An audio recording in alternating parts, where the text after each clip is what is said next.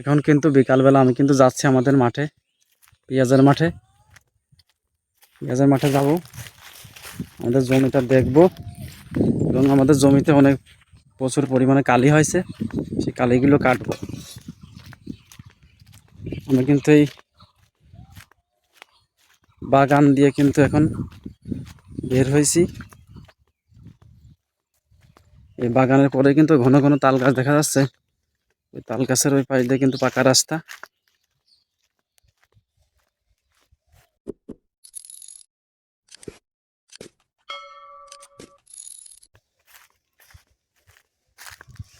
আমি কিন্তু এই রাস্তায় উঠবো।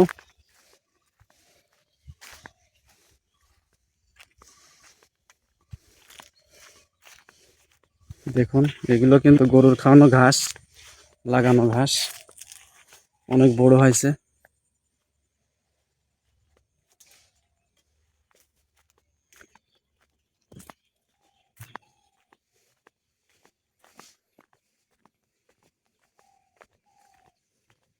সামনে দেখা যাচ্ছে এগুলো কিন্তু ভুট্টার ক্ষেত। এগুলো কিন্তু ভুট্টা গাছ, পাশাপাশি দুইটা জমিতে ভুট্টা গাছ, মাছ দিয়ে আইল আইল দিয়ে কিন্তু আমি চলে যাচ্ছি মাঠে।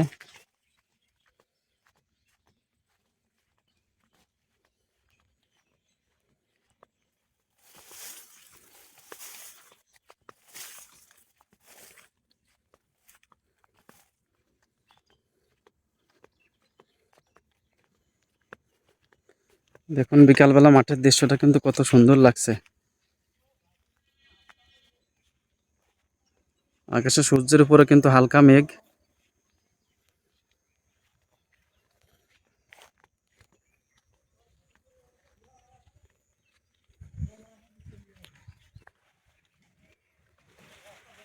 এর সামনেই কিন্তু পাকা রাস্তা। আমি কিন্তু প্রায় রাস্তার কাছে চলে আসছি। এই যে পথ, এই পথটা দিয়ে কিন্তু আমি রাস্তায় উঠবো। এই দেখুন,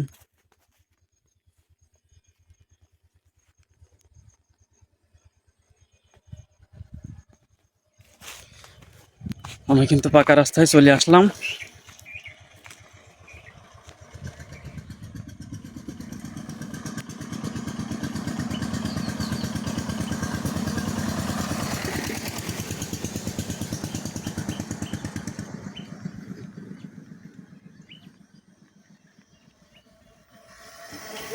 এটাই কিন্তু আমাদের সেই মাঠের সেই আঁকা বাঁকা পাকা রাস্তা। দেখুন, এই সম্পূর্ণ মাঠটাই কিন্তু পেঁয়াজের চাষ করা হয়েছে। এই সম্পূর্ণ মাঠ শুধু পেঁয়াজ আর পেঁয়াজ। দেখুন রাস্তার পাশ দিয়ে সারি সারি তাল গাছ।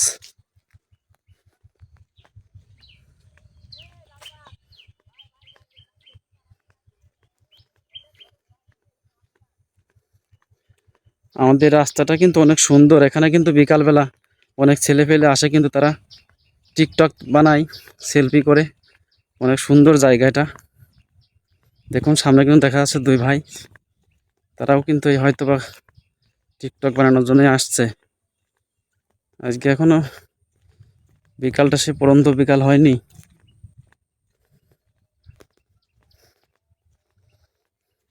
পাশাপাশি বিশাল দুইটা মাঠ, এই দুইটা মাঠে কিন্তু শুধু পেঁয়াজ আর পেঁয়াজ।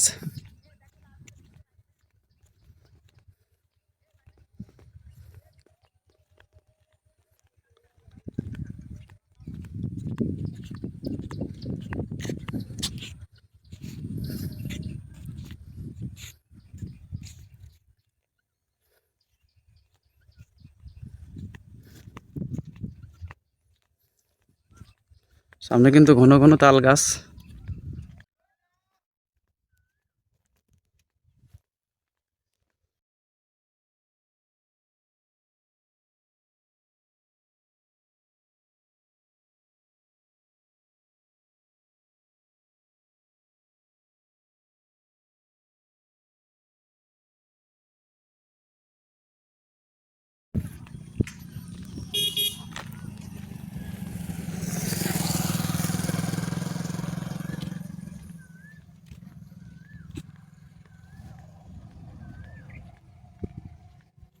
এটাই কিন্তু আমাদের গ্রামের মেঠো পথ। একসময় এই রাস্তাটা অনেক কাঁচা ছিল, যে সময় অনেক কাদা হতো, কিন্তু এই রাস্তায় মহিষের গাড়িগুলো কিন্তু চলতে খুব অসুবিধে হতো, এতটা পরিমাণে কাদা হতো।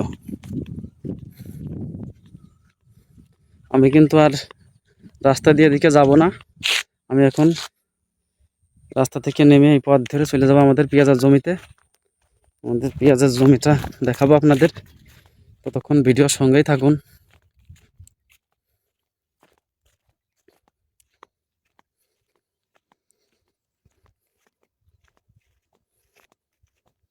এই যে দেখুন মানুষের পেঁয়াজ ক্ষেত।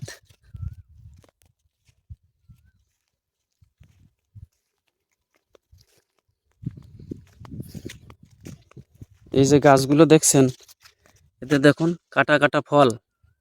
এই ফলগুলো কিন্তু এক সময় ধারালো হয়ে যাবে, যে সময় পাকবে সেই সময়। সে সময় কিন্তু এতে হাত লাগানো যায় না, অনেক কাটা। এই কাটাগুলো এই কাটাগুলো কিন্তু শক্ত হয়ে যাবে।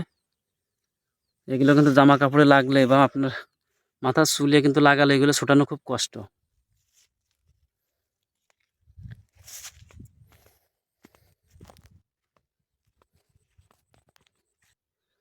দেখুন আমি হাঁটতে হাঁটতে যাওয়ার সময় একটা জমিতে দেখলাম অনেক সুন্দর পেঁয়াজ হয়েছে।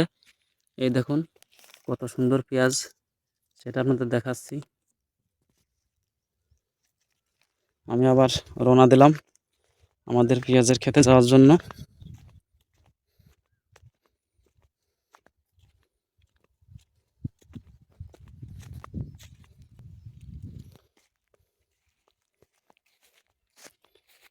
সামনেই কিন্তু আমাদের পেঁয়াজের ক্ষেতটা, চলে আসছে আমাদের জমিতে।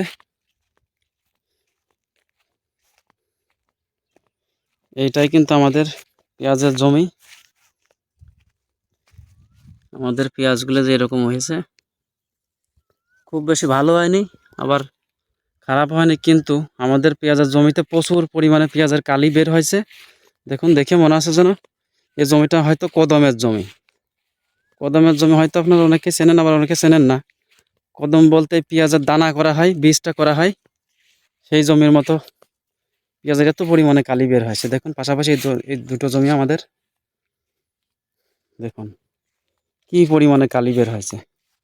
এই কালিগুলোই কিন্তু আমি এখন কাটতে আসছি। আর পেঁয়াজের অবস্থা এই যে এরকম হয়েছে পেঁয়াজগুলো,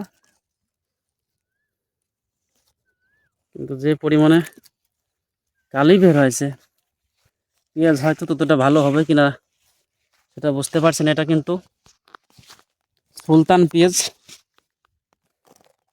এই পেঁয়াজটার বয়স আপনার ৮০-৮২ দিন বয়স হয়েছে লাগানোর পর থেকে,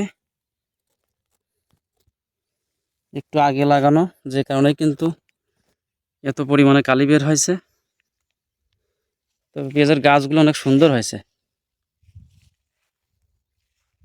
এ পাশেরটাও কিন্তু একই পেঁয়াজ, দুটোই কিন্তু এই সুলতান। এই দানাগুলো কিন্তু আপনার কোম্পানির বীজ, আমরা সেটাই কিনছিলাম। এইবার দেখুন কি পরিমাণে কালি বের হয়েছে।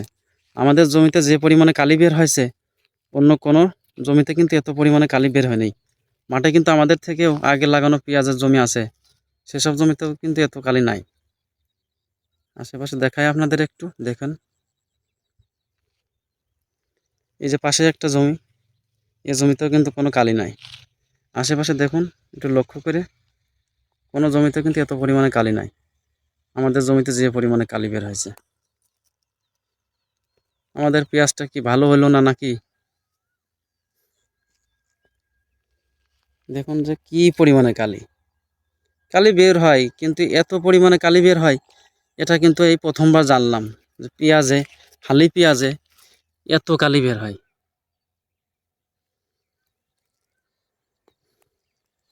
ওই যে দূরে দুজন কিন্তু কালি তারা হাতে ভাঙছে, তারাও কিন্তু কালি ভাঙছে, কিন্তু তাদের জমিতেও কিন্তু এত পরিমাণে কালি নাই। দেখুন তারা কিন্তু হাত দিয়ে কালি ভাঙছে।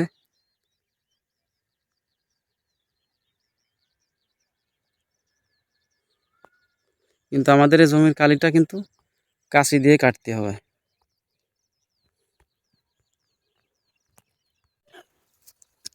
অনেকে হয়তো ভাবতে পারেন যে পেঁয়াজের কালি না কাটলে কি সমস্যা।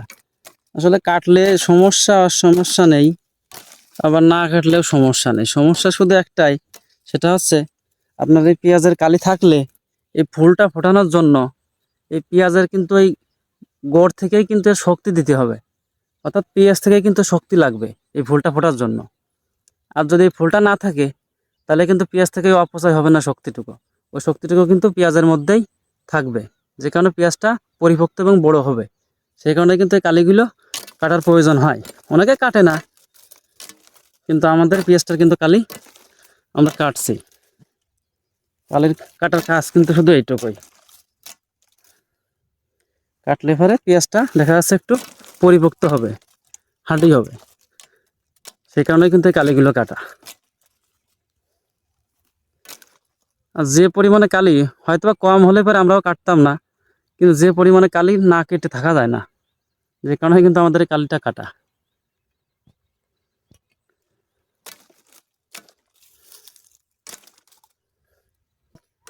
এই যে বিশাল আকারের কাঁচি, যে বিশাল আকারের কাঁচি দিয়ে কিন্তু এইভাবে কালিগুলো কাটবো। বেশি নিচে করে কাটবো না, যে কারণে পাতাগুলো কিন্তু এখনো টাটকা সবুজ সতেজ রয়েছে, যে কারণে পাতাগুলো কাটে কিন্তু গাছের শক্তি নষ্ট করব না।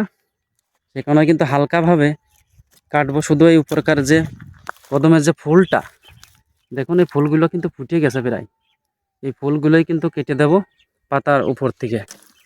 পাতা সমান করে এভাবেই কাটবো।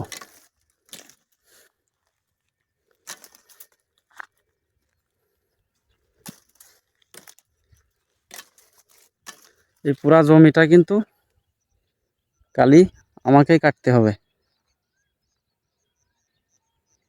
দেখতেই পাচ্ছেন কি পরিমাণে কালি।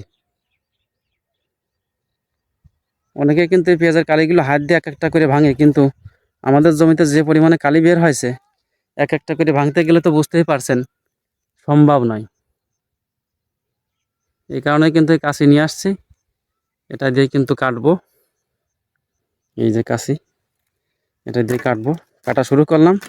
আর ভিডিওটা যদি ভালো লাগে তো অবশ্যই লাইক কমেন্ট শেয়ার করবেন, আর আমার এই ছোট্ট পেজটিকে ফলো করে পাশে থাকবেন। সবাইকে ধন্যবাদ জানিয়ে আজকের ভিডিওটি এখানে শেষ করলাম।